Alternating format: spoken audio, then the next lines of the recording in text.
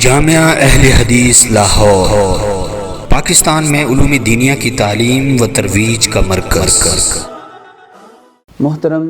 سامعین و ناظرین، السلام علیکم ورحمۃ اللہ وبرکاتہ۔ نحمده ونصلی علی رسولہ الکریم، اما بعد فاعوذ باللہ السمیع العلیم من الشیطان الرجیم، بسم اللہ الرحمن الرحیم۔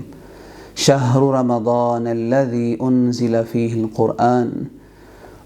ھدی للناس وبینات من الھدی والفرقان۔ اللہ رب العزت احکم الحاکمین کے ہم گناہ گاروں کے اوپر بے شمار اور لاتعداد احسانات ہیں کہ جن احسانات کا شکریہ ادا کرنا تو بڑی دور کی بات ہے، ہم تو اپنے پروردگار کے احسانات کو شمار بھی نہیں کر سکتے۔ اسی لیے اللہ رب العالمین نے قرآن مجید میں اس بات کو ارشاد فرمایا کہ وَإِن تَعُدُّوا نِعْمَةَ اللَّهِ لَا تُحْصُوهَا، اگر تم اللہ رب العالمین کے احسانات کو شمار کرنا چاہو تو تم انہیں شمار نہیں کر سکتے۔ ان بے شمار احسانات میں سے ایک بہت بڑا احسان یہ بھی ہے کہ الحمدللہ اللہ رب العالمین نے ہمیں رمضان کا یہ مقدس اور بابرکت مہینہ عطا فرمایا، اور اس نعمت پہ ہم جتنا بھی اللہ کا شکر ادا کریں وہ کم ہے کہ یہ نعمت اللہ نے ہمیں عطا فرمائی، وگرنہ بہت سے ایسے لوگ ہمارے عزیز و اقارب، ہمارے جاننے والے، ہمارے رشتہ داروں میں سے جو گزشتہ سال اس ماہ مبارک میں ہمارے ساتھ تھے، انہوں نے ہمارے ساتھ ہی روزے رکھے، ہمارے ساتھ افطاریاں کی، سحریاں کی، نماز تراویح کا اہتمام کیا، لیکن آج ہمیں وہ اپنے پیارے اپنے درمیان نظر نہیں آ رہے۔ اللہ تبارک و تعالیٰ سے دعا ہے کہ وہ ہمارے پیارے فوت شدگان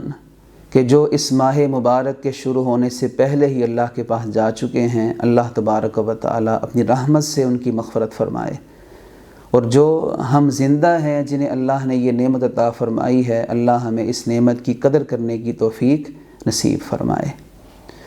یہ اللہ رب العالمین کا مہمان ہے کہ جس کا استقبال ہر مسلمان کے اوپر لازم اور ضروری ہے، اور آپ سب جانتے ہیں کہ اگر انسان کو مہمان کے آنے کا مقصد پتہ ہو تو اس کا اسی انداز سے استقبال کیا جاتا ہے۔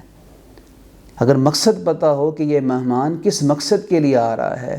ان کی ہمارے گھر میں کیا اہمیت ہے، تو اسی لحاظ سے اس کا استقبال کیا جاتا ہے۔ تو یہ ماہ مقدس جو ہے ہمیں تقویٰ دینے کے لیے آ رہا ہے، ہمیں اپنے رب سے جوڑنے کے لیے آ رہا ہے، ہمیں انشاءاللہ جہنم سے دور کرنے اور جنت کے قریب کرنے کے لیے آ رہا ہے، اس لیے اس کا استقبال انتہائی ضروری ہے، اور ہم اس کا استقبال کریں یا نہ کریں، لیکن آسمانوں پہ اس کا استقبال کیسے ہوتا ہے؟ رسول اللہ صلی اللہ علیہ وسلم نے ارشاد فرمایا،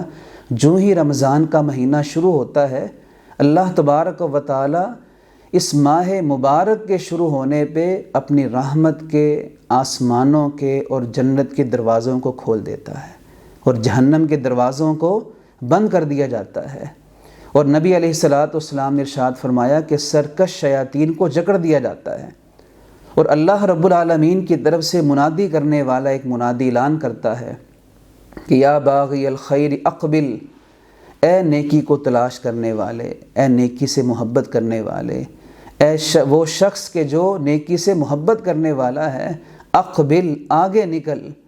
مزید محنت کر، دیکھ تجھے اللہ تبارک و تعالیٰ نے کتنا بہترین موقع عطا فرمایا ہے۔ بے شمار ایسے لوگ ہیں جو قبروں میں پڑے ہیں جنہیں یہ بہترین وقت نہیں مل سکا۔ پھر ایک اور منادی ہوتی ہے کہ یا باغی الشر اقصر،